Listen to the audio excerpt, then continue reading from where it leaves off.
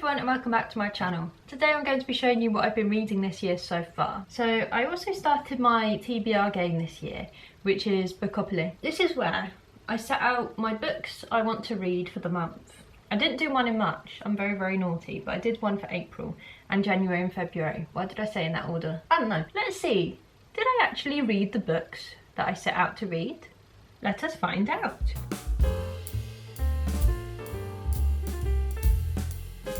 January. I was supposed to read Malibu Rising. Did I read it? No. I made zero intention to read this book. I completely forgot it was even on my TBR. What's my excuse? I don't have one. I obviously do not care about myself. That was a big flopping failure. I might read it.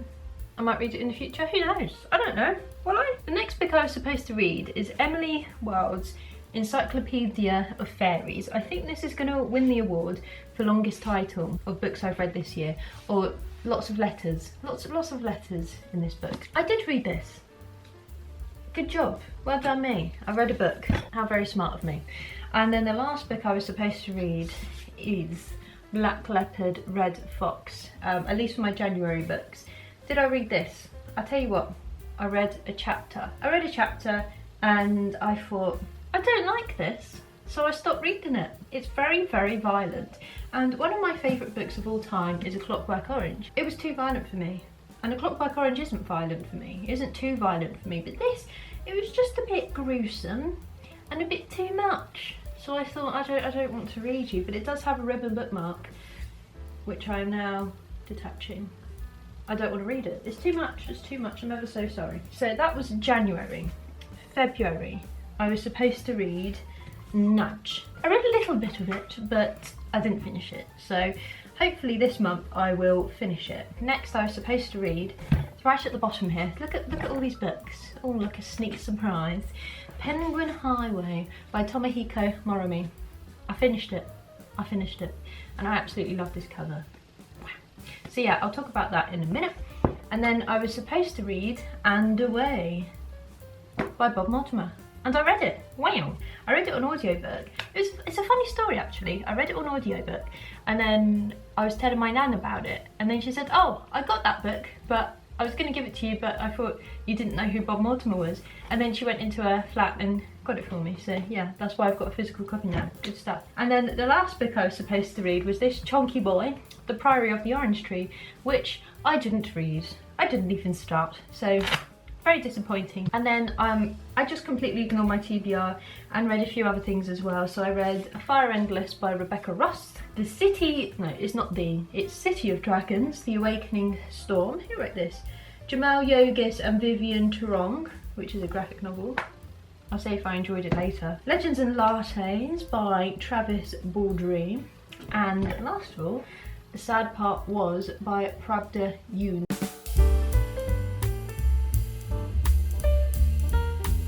So this is a fantasy book that I got from Fairy Loot. I think it was the Fairy Loot subscription, so it's a special edition. So Emily Wilde's Encyclopaedia of Faeries. If you can believe it, it's got fairies in it, but it's set in a very cold climate, very snowy climate.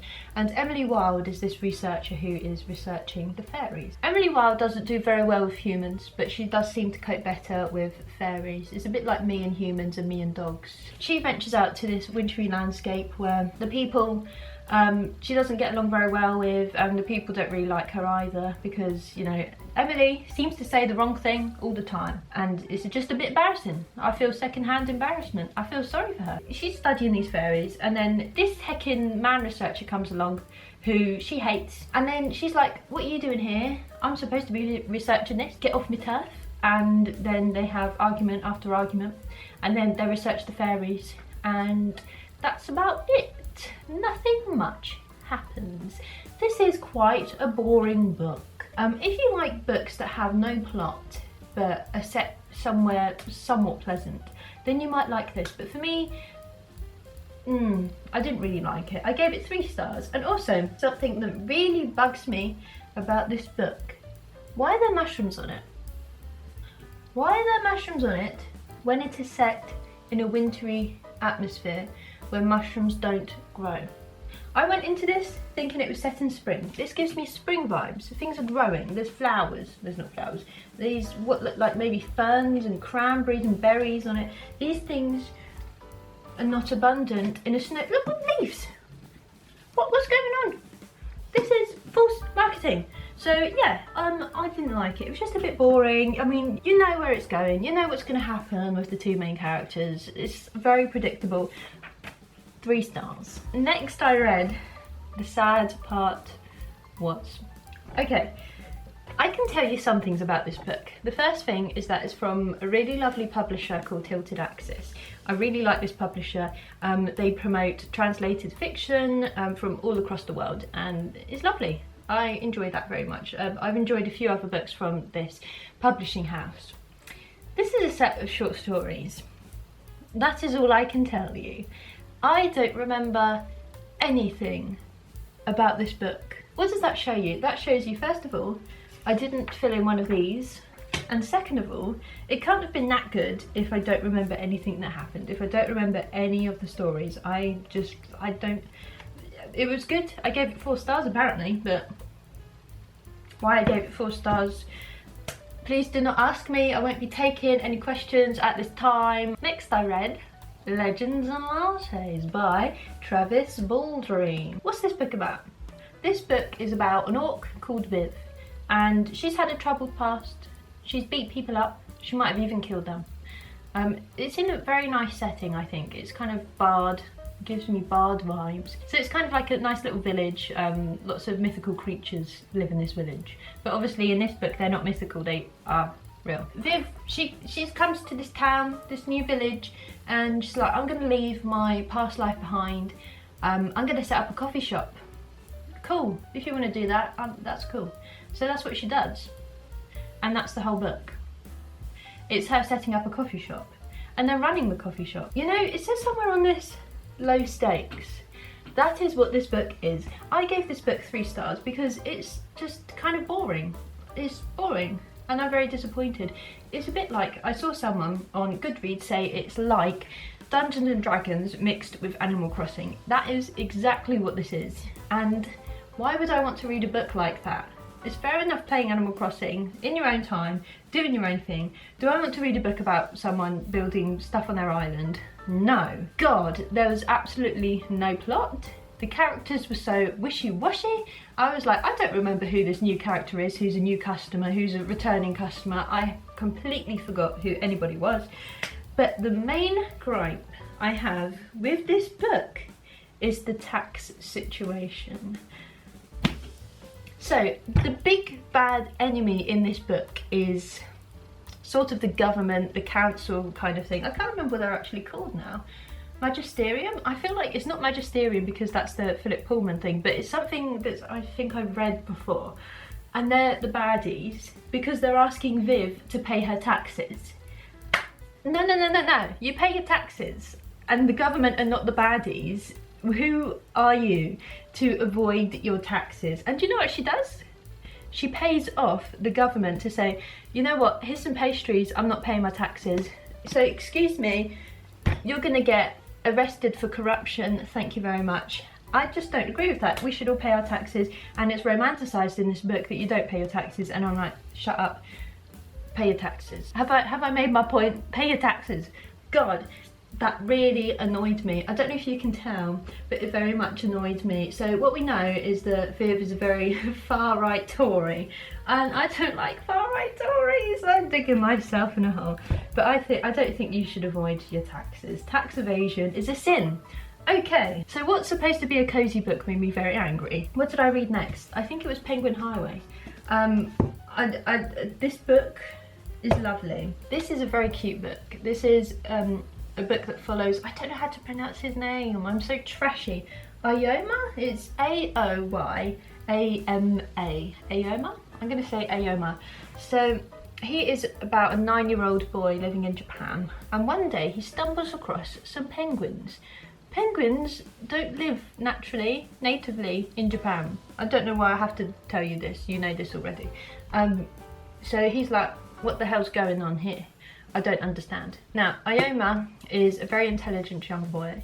He uses the scientific method to get down to the crux of things. He's very smart, and his friends as well are very intelligent as well. They're just kids, you know, they're kids who like exploring things. So when they come across something that they don't understand, which is why are all these penguins around, they want to know why.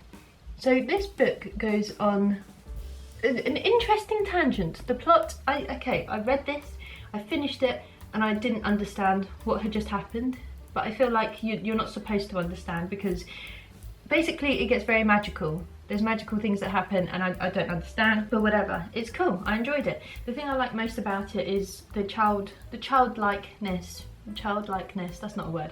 The childish nature of the children. I don't know why, but I just seem to like books with children in it who are written well. And I thought the children were written well in this, and it makes me crave for my childhood again. And there were some nice relationships in there with the children and other children and with the adults as well. It was bizarre, absolutely freaky, but in a good way. And I love this cover. I want to put it on my wall, maybe there. Oh, it's lovely, I love it. Yeah, I think I gave it 4 stars. I gave it 4 stars. So it's bordering on fantasy fiction. You know, this kind of Japanese world where we have like magical realism, that kind of thing. That's what this adds to that genre. Okay, next up we have Bob Mortimer and Away. So if you don't know who Bob Mortimer is, I would suggest you look him up on YouTube, because he is very funny. He is an English comedian. He does he kind of presents shows. That's what he's most famous for, with Vic Reeves. So he's done Shooting Stars, for example. I feel like if you're not English, you're not going to understand the humour. It's very weird English humour. But anyway, this is his autobiography about his life, his troubles, he's had quite an interesting childhood as well. I would also recommend you looking up Bob Mortimer on Would I Lie to You, which is another English show where celebrities tell a lie or tell a truth, and then the other side, there's 2 sides, the other side have to guess if it's a truth or a lie. He has had some strange experiences in his life, and there's a bug on it. I think they're dead, but that's not very pleasant. Where's my nan kept this? I wanted to know more of this weird stuff. I didn't know he got accepted into Cambridge. And then he was like, nah, I'm not going there. He's come from a working class background, so he felt like he just got in because they needed to have more working class people in their university. But yeah, it was good, I enjoyed it. Funny man, funny book, funny life, really. And quite some sad stuff that happened as well. So yeah, I would recommend if you like Bob Mortimer or just having a laugh. Next, let's do City of Dragons. Oh, we're getting there, we're getting there. City of Dragons is a beautiful graphic novel, look at that. It's aimed towards children, I'd say maybe 12-ish. Some really, really nice artwork in here. I really enjoyed the style. It's more kind of comic book than graphic novel, actually. So this is the first book in the, I think it is just the City of Dragons series, and it follows Grace, who is the main protagonist in this. And she's just moved to Hong Kong with her parents, with her mum and her stepdad, and she hates her stepdad, doesn't get along at all with him. Her dad died when she was younger, and she's still very sad about that, understandably. Until one day she starts school. It's an international private school. She makes some friends. Look at her friends. So she doesn't feel as alone anymore.